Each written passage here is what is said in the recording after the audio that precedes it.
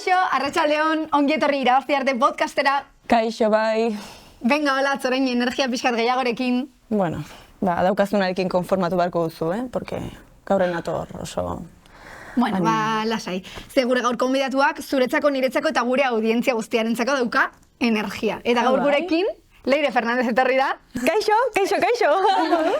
Oso ondo. Ni jarriko dut energia hori. Perfecto. Pena txakurrak ez ditu ala ekarri, bestela, hau esplosionatuko zan.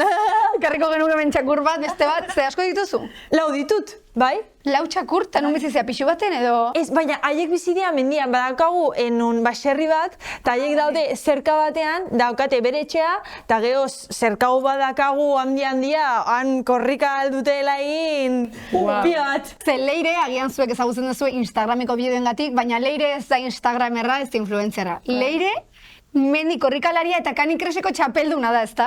Bueno, txakurkrosean nik bakarrik ez txakurrak, nik beti atxean noazelako, como puedo, eta sobreviviendo. Baina bai, saiatzen naiz korrika azkar egitea. Ordan, zer da, lasterketa bat txakurra aurretik eta zu... Bai, eta tiraka, aurretik eta tiraka. Txakurrak zuri tiraka? Bai, a muerte, baina muerte. Bai, juten zea erritmo batzuetara ezinezkoa izango zala ni bakarrik erritmo horiek egitea. Eta oso zaila da entrenatzea zu bakarrik zeren ezea iristen. Zer ematen dizu txakurrei hainbeste korrika egiteko? Zerbaiten atzetik doaz txakurrak, ala? Motivazioa. Zure ilusioaren motivazioakin, zure animoengatik, tope juten dira, eta bai, hombre, haiek motibatuta daude baita ere, beste txakur bat ikusten dutenean aurrean, hartzeko. Eta aurreratzeko, eta hori, baina hoberena da, bakarrik bere motivazioa zu izatea. Hola, aurretzen desunean, beha jarraituko dut tiraka. Bestela, arazoa daukazu. Lehenengoa juten zeanean, txakurrak ez badezu tiraka egin, ja jodido eta zaude. Eta nolakoa zure bori txakurrarekin harremana edo ondo lertzen zarete? Oso ondo. Claro, eske guk neguan zehar egiten dugu txakurkrosa eta entrenatzen dugu txakurkrosa egiteko, baina geho udan, ahi jarraitzen duten nirekin entrenatzen zen mendi lasterketak egiten ditudanez, nik entrenatu behar dut. Ta haiek libre aske etortzen dianiekin, beraz, entrenatuak daude urte osoan, baina baita ere batez ere harreman hori pila bat hartzen da, zeren, karo, haiek aske daudenean, zure konfiantza asko lantzen da. Hainbeste estimulak dituzte, jendeak, kotxeak, eta zuri begira, kasu egitea, haiek badakite aske daudela, eta libreak diela, juteko, igotzeko, joan etorri egiten dutela, baina zuzarela bere dueñoa eta beti bueltatu behar diela, eta harreman hori eta binkulu hori asko lantzen da, baina hori eguneroko bizitzan.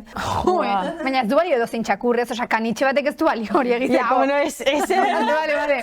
Osa, mota bateko txakurra izan behar da? Bai. A ber, edozein txakurrekin egin dezakezu, baina, kanitxe bat ez duzu tiraka egingo. Eta, bere kanitxe bateko karakterra edo eiza egiteko karaktera baita ere ez da ona, zeren oso argiak dira, eta ez dakit, zeo zentzen dutenean, juten dira. Eta motivazio gehiago dute, ez dakit, konejo baten atxetik juteko, zuri tira ordez. Baina gaina txapelketa pila bat irabazituzula ikusi dugu ez, Transvulkaniekoa, Zegamaizkorri Juniorrekoa, Mont Blanceko Bai, pila bat. Podcast amaituko zaigu hainbeste lasterketarekin, da, nola egiten duzu hainbeste lasterketa egiteko eta denbora edo konpaginatzeko edo entrenamenduekin? Nik uste hori, ikasketekin hori ikasten dezula. Azkenean, denbora limitatua dakasulako, eta ikasi behar duzulako, eta etxeko lanak egin behar dituzu, baina baita ere, hori parean dakazu zure ilusioa dela lehiaketak egitea, eta oso ondo antolatzen zea. 5 ordu liburutegian egon ordez, 3 egoten zea, baina tope. Eta agian, zure lagunak edo ez dakit, egoten dira, lasaiago, eta gero, zehose hartzen dute, edo museko partida bat egiten dute, eta zu, te kunde, la leche, gero etxera iritsi nahi duzulako, arroba jantzi eta korrika joan. Nik uste eta ikasketetako gauza hartu duan gauza goberena, bueno, fisioterapia ikasten oso gustua egon naiz, baina antolakuntzan mailan asko ikasten da. Eta ikusi genuen, zuke 2019an gaixotasun baten ondorioz gelditu behar izan zinela, eta nola hartu zenuen? Bai gelditzeko momentua, baina bereziki itzulera momentu hori, nola bizi izan zenuen? Ba, berez, ezan egon itzultzeko momentu bat. Beti hor egon naiz, entrenatzen, basea mantentzen, eta banekien, medikuak bisto librea ematen didatenean, jarraituko nintzala pixkanaka, pausoka, nire, lehenengo solairutik eraikitzen, nire etxea, eta hori, beti egon naiz hor, ezin nun kaina eman, eta nire aitaren erritmora jun behar nintzen, baina, bueno, posik baita ere, osea, nik mendia jutea, txakurrekin, eskiatzea, aprobetxatu dut beste gauz batzut egitea. Osea, geldietzea egon, ez? Ez. Eta orain aipatu duzula, ikusi dugu Instagramen zure kamera zura aita dela. Bai. Azkenean hori, era naturalean, beti elkarrekin jungea, mendia entrenatzea, eta ilusio egiten dio. Aitari hor dagoela, eta batzutan ezin didala jarraitu, beti, ez dakit, baldin badakat entrenamendu bat, zirkularra, jartzen diot waypointak, eta beak atajatzen du. Bale. Eta beak atajatzen du, eta hor badago, pixkat, kamerakin, grabatzen, eta, bueno, ateatzen dana, bere Parkinsonakin batzutan. Baina zure aita kirolaria da? Bueno, beha, kirolaria izan da, baina bere motorra gustatzen zion, pala, baina korrika ez. Eta hasi izan niregatik, osea, nik, eskertzen diot pila bat, zen, nik hasi nintzanean korrika egiten oso gaztean nintzen, 11 urte nitun, eta lasterketak egiteko ez zidaten usten izan behar zenitun, 18 edo 21 urte, eta esaten zidaten, alnuela korrika egin, nire aita etortzen bazen nerakin. Eta beha, hasi izan, entrenatzen, eta, forman jartzen, nerekin juteko, zeren gainean ni, gaztean nintzen, eta ez nun guztia ulertzen, eta batzutan, eran poco mala, bronka botatzen nion, lehaketa batean, eta itzoin behar zaitu. Eta oso motel juten gia, nizke zurekin aspertzen naiz. Eta, klaro, orain parrakin, oroitzen naiz momentu hortez, baina esaten nun, pobre aita, beha saiatzen zala, eta juten zean, beak gimnasioa ez zula inoiz ukitu, eta eliptika egiten zuen, forman jartzeko, nire gatik. Zuri jarraitzeko. Bai, nire jarraitzeko. Baina 11 urtekin hasi zinen korrika, baina txapelgetan ere 11 urtekin? Bai. Eta gustatzen zitzaidan, mendiko lasterketak, beha pixkat luzeak zian. Osa, jasien, 2 orduko lasterketak ziran. Zein da luzeena egin deztuna? Hemen, Euskal Herriko mendi erronka, leitzan, eta izan zian 8 ordu klautak. Eta ze pentsatzen duzu hainbeste denbora korrika egiten, zuri daukazu pentsamendua edo? Asko gustatzen zaitz nire munduan joatea. Musika eta hori motibatzen zaizu, baina nire munduan joatea eta, hombre, 8 orduan. 8 ordutan, badakazu momentu euforikoak, momentu txarrak, baina jarraitzea. Asko gustatzen zait lasterketa horiek, zeren burua oso garrantzitsua da.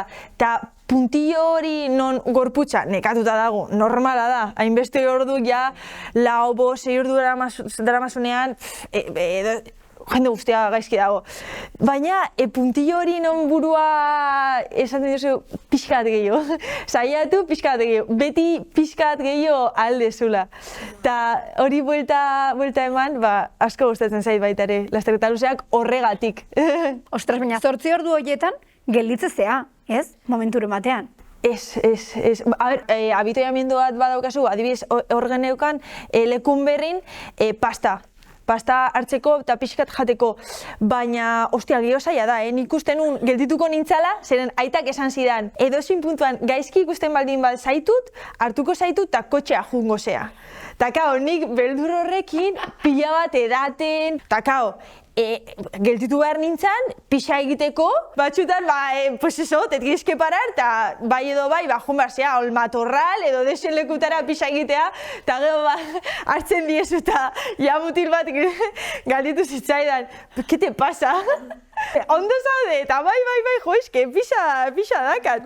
Baina normalean ez dakit, hor ni janun barritaren bat, eta datilen bat. Eta zein da eman dizuten aholkurik onena? Nik uste txakurrak. Txakurrak bizitzeko modua. Eske, la hostia da. Haien bizitzeko era, hain ez dakit, disfrutatzen duze edozein gauzakin. Osea, berdin zaie, ze normalean ni saietzen naiz jendeari edo lagunei, venga entrenatzea bateatzen geha, eta zenbat kilometro, zenbat desnibel, aldapan gora, bera, serieak edo kilometro asken goitu. Eta txakurrak... Txakurrak ez dute zer esaten, ez? Eta beti irribarre batetik, eta aitak juten da, eta ez dakit, piensoa edo janaria jartzen dio, baina ni juten baldin naiz, ja arropakin, beak nabaritzen dutela korreka egiteko, ja ez dute jan nahi, bakarrik atea nahi dute, libre izan, eta disfrutatzen dute gauza txikiekin, ez dakit, beren opari o berena lasterketa bat ondoren, badia, saltxitxa batzuk, eta zuk akariziatzea, osea, eta jazta horrekin satisfetxo gelditzen dira. Eta nik uste dut hori da garrantzitsuena, bai? Bizitzaz gozatzen dutena. Benetan uste dut dela podcasteko aholkurik onena izan dela 3 urtetan txakurrena, Bai, eski da. Aholkularik onena txakurra. Eta baina ezer esan gabe. Ezer esan gabe demostratzen dutela eguneroko bizitzan, eguneko lanan eta eguneko aktitudean.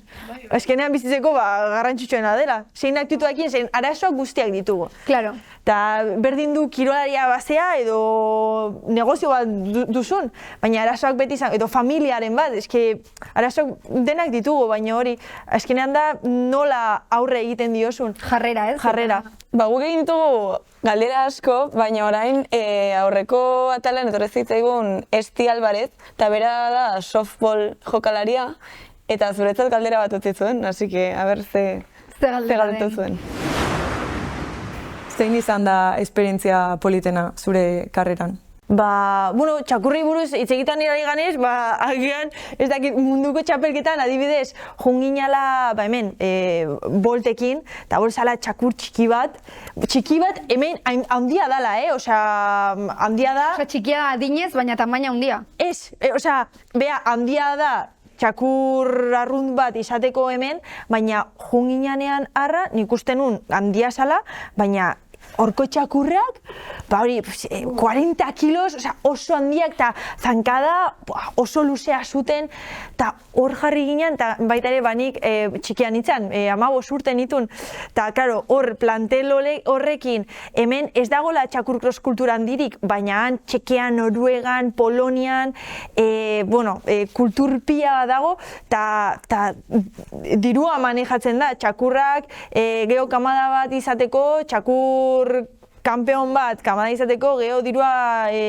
mugitzen zala, eta, Bolt izan zen, bere kamadako deskartea guk hartu ginala, eta, era un puto crack, netzako zan un puto crack, baina egia da arraroa zala, zeren kuelli largo, patikorto, eta arraroa zala, eta deskartu zuten, eta, klasifikatu ginen, hemen irabazi genuen, eta jun ginean selekzioakin, eta, beldur pila batetik hor jarri ginean, eta hori, nabaritu nun, atea ginean, a full atolokea, eta gaina ateatzen zinean kontrarreloj. Osea, zuk zure txakurrakin ateatzen zinean, eta antxas Kastilla, geho iristen zinean, eta denboak agertzen zinean, eta esenekien. Osea, zuk horrika juten zinean, ez dakizu baldin basoa zen lehenengoa, 5. edo, 15. Agian hobe ez batzuetan. Bai, segun, baina beti zoaz, karo, beldurrakin kagau, eta a muerte, zenen basenekien, hori, segundu batean, lehenengo 5 neska adibidez, zijoazela. Ta, bueno, ba hori, topea ginen, eta azkeneko, niko goreatzen nintzen, azkeneko ja aldapan goran, bolti oiuka, vamos, animatzen, pila bat animatzen, eta ja bere mingaina kanpoaldean, eta goaka eta beraka, bere hauan zehar, zijoazen, bere hortzekin mina egin eta dana odoles betetan, baina zijoan a tope. Eta bueno, junginan, pues, hasta el mugar arte, irabazi genunean, pos handia, baina konturatu ginean, binkuloa, oso garrantzitsua dela, zeren hor, nabaritzen duzu nola neska oso kirolari honak zeudela, hori denbora honekin, eta askar korrika egiten zitula, eta txakur potentenak, baina biok batea ez zutela entrenatu, adibidez, bere aitak entrenatzen zula txakurrakin, eta geho bera, pues, bere kabuz, eta geho, bueno, irteten ziran, baina asko nabarintzen zen, kurbetan, nik adibidez bolt ez daki esker eta eskubi egiten, baina egia da, hainbeste jungeala elkarrekin, beak nabaritzen dula, tiroa, ni juten baldin badaiz, eskerrera, bea juten da, eskubiran, eta hori, detaile pila bat zeuden, non, era naturalki guk entrenatzen genuen, eta hor diferentzia markatu zula. Egia da, ez dakala potentzia handirik, txakurra, esalako hain handia, baina baitare, adibidez, nik justo zankara botatzen nunean, bea justo tiraka egiten baldin badu, hori, airean zentimetro bat, eta txorrada bat ematen du, baina azkenien dia milesimak, osea, 5 kilometro dia, baina azkenien dia milesimak, non, claro, si vas a la kontra, baitare, txakur handia, eta neska, pues que eta ikusten diozu, que dices, joder, que pobre perro, lo llevas ahí medio a trompicones, eta detalle pila bat daude, eta hor kontuatu ginen. Garrantzitsuena harremana dela, azkenean. Bai, binkuloa. Eta zuk orain, galdetu barko bat zenio, beste emakume kirolari batik galdera bat, jakin gaben orden, zer esango zenioke? Zein da, bere esperientziagatik, zein izan da, ikasi duen aholku edo bibentzia garrantzitsuena. Vale, oso ondo. Imaginatzen beste animali bat esaten digula. Txakurrak ordez zaldia edo ez dakit. Ondo morizatik, ez dakikun horretorriko, sorpresa. Bai. Zan daiteke. Bueno, galdera guztien ondoren, maitzeko ordua iritsi da. Bai, eta aholku eta aztari garela, beti egiten dugu galdera berdina guztiei. Bai, bukatzeko. Eta zein da, ze aholku emango zenioke zure buruari 15 urte bazenitu. Osa, 15 urteko leire horri, ze aholku emango zenioke. Bale. Jarraitzea. Hori da, berdin dula batzutan, hori, el morbo edo ez dakit edo zein den arazoa, batzutan zein da arazoa, baina zein da, garrantzitsuena ez dela zein, baizik eta nola, oza, nola aurre egin. Hori, niretzako ez da tema tabu bat, ez da katarazorik, nire tumorari buruz hitz egitea, baina ez da hainbeste hori, baizik eta nola horregin, azkenean, nahi hau gertatu zait, baina ez dakit, beste bateri bere gurasoak diborziatu dira, beste bere aitak langabe geldatu da, zure neska trillizoak eduki ditu, eta zaindu behar dituzu, bakoitza daka bere arazoak, eta hori, nola horregin hori, eta zein aktitudadekin egon. Joder. Oso ona. Bai. Bueno, gaur gu aholkonekin geldituko gara, beti jarrera dela azkenean garrantzitsuena, guretzako ere entrenatzeko galtzen dugunean, gogoratuko dugu. Eta hau izan da podcasta, eskerrik asko Leire etortzeagatik. Zuei, mi esker. Eta zuei hurrengo astera arte, ez? Bai. Aio, ni beste animo batekin nago orain, bai. Ja, Leirerekin hobeto? Bai, asko hobeto, bai. Hurrengo astera arte. Agur.